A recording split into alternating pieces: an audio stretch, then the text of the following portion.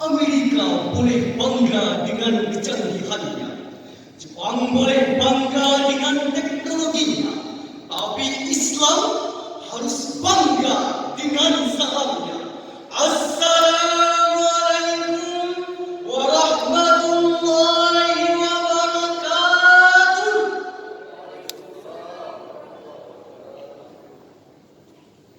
Alhamdulillah, alhamdulillahi rabbil alamin. Assalatu wassalamu ala asyrafil anbiya'i wal mursalin wa ala alihi wa sahbihi ajma'in, amma ba'd. Majelis Dewan Hakim yang arif dan bijaksana serta hadirin sebangsa setanah air yang kami banggakan.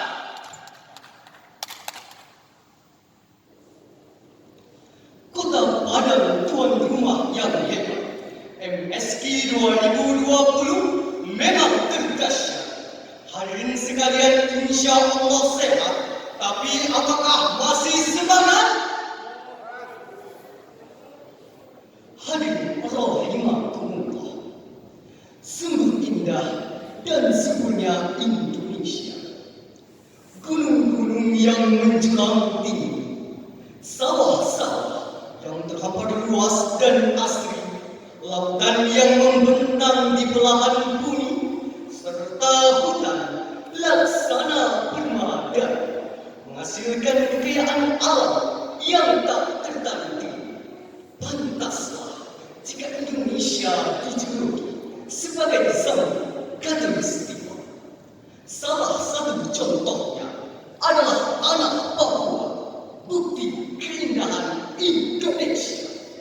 Di sana mulaku yang kupuja selalu, cendrawasih burung emas.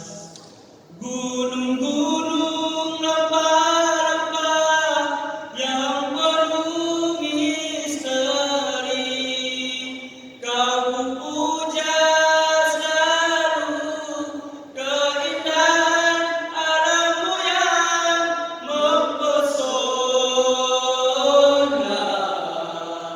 Sungaimu yang deras mengalirkan emas, tanah Papua pulau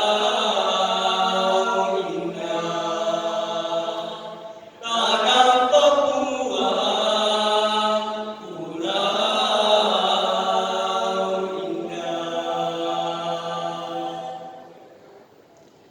Namun, di balik semua kekayaan ini, ternyata masih ada rakyat Indonesia yang hidup dalam kemiskinan, rendahnya tingkat pendidikan, banyaknya jumlah pengangguran, sehingga banyak di antara mereka yang menempuh jalur instan. Lalu, bagaimana realitas sosial bangsa kita saat ini? Hadirin, bangsa Indonesia yang dihuni oleh kurang lebih 268 juta jiwa merupakan suatu potensi yang sangat strategis bagi pelaksanaan pembangunan menuju masyarakat yang adil, makmur, dan sejahtera. Namun, sayang beribu sayang hadirin, kuantitas penduduk itu tidak berimbang oleh kualitas yang memadai, sehingga kekayaan alam yang dimiliki oleh Indonesia justru dieksploitasi dan dinikmati oleh bangsa lain, seperti proyek Exxon di Aceh, Freeport di Papua, dan masih banyak lagi. Kasus eksploitasi tanpa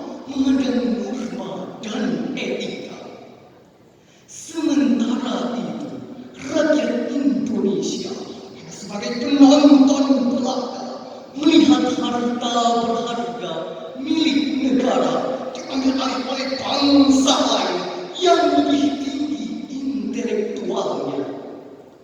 Sungguh ironis, Indonesia adalah negara yang kaya raya, tapi masih ada sebagian masyarakatnya yang hidup dalam keadaan miskin dan harta.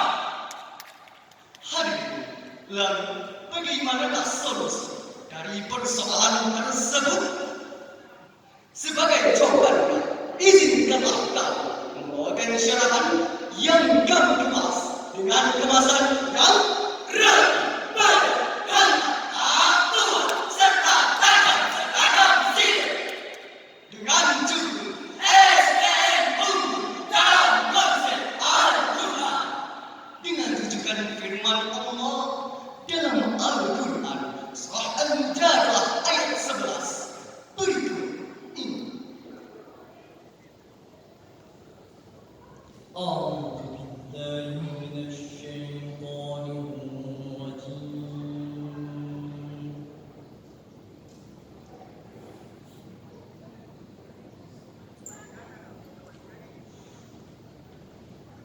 بسم الله الرحمن الرحيم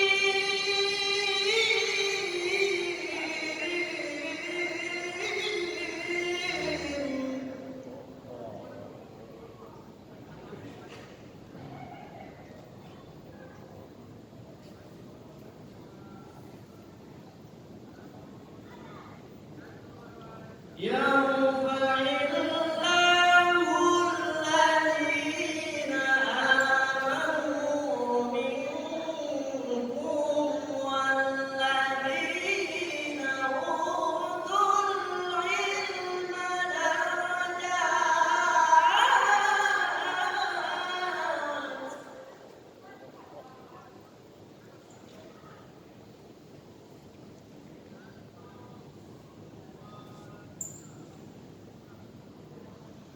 والله بما تعملون خبير.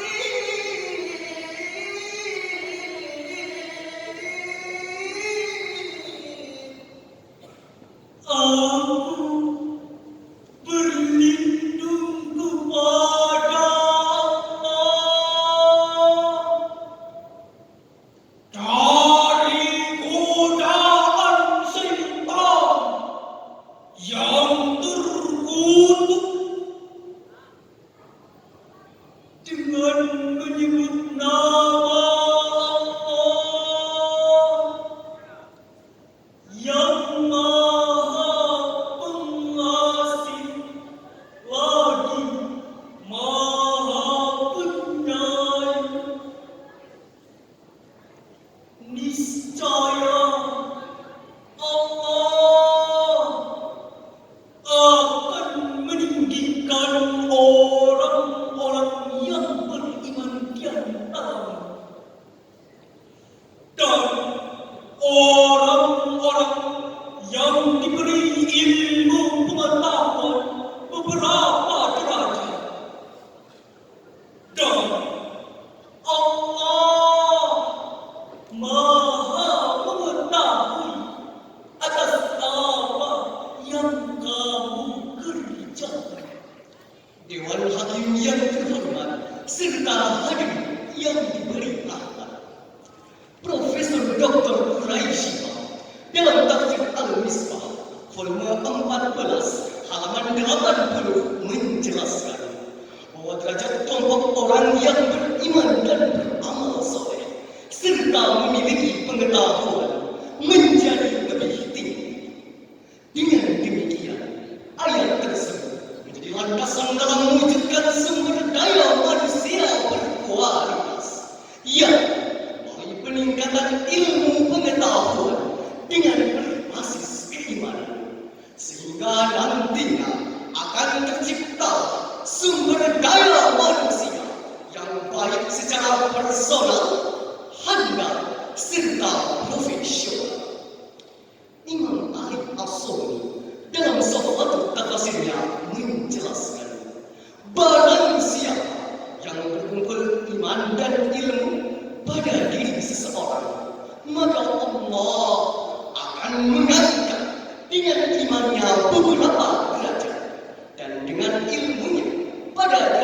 yang lebih tinggi.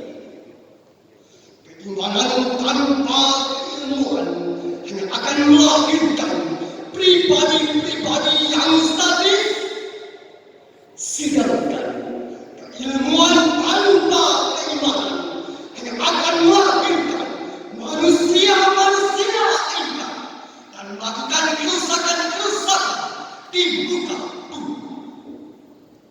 Keimanan dan keilmuan adalah setelah yang tak terpisahkan, suatu kondisi yang harus terpenuhi jika derajat dan kualitas hidup hendak ditingkatkan.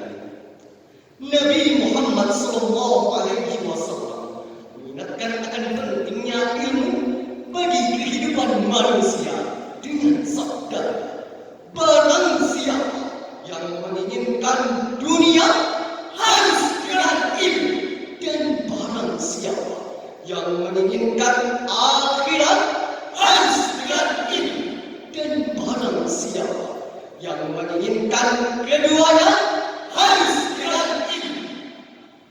Hadirin, perkembangan zaman tidak mungkin diabaikan. Perkembangan ilmu pengetahuan dan teknologi suatu yang harus dihadapi. Maka solusi Al-Quran sangatlah tepat dan dahsyat dengan pola keseimbangan keimanan dan ilmu pengetahuan. Terlebih di era global saat ini, kita memerlukan sumber daya manusia yang berkualitas saat persaingan hidup semakin keras, sedang perilaku dalam masyarakat kita cenderung malas.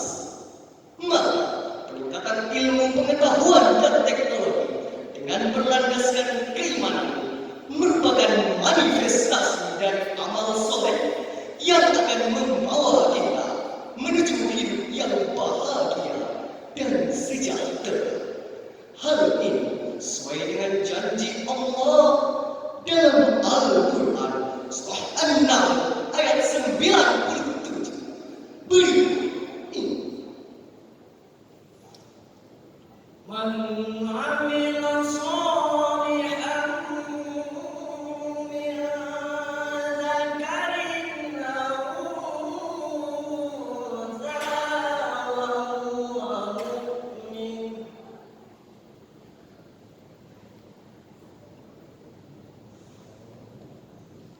huwa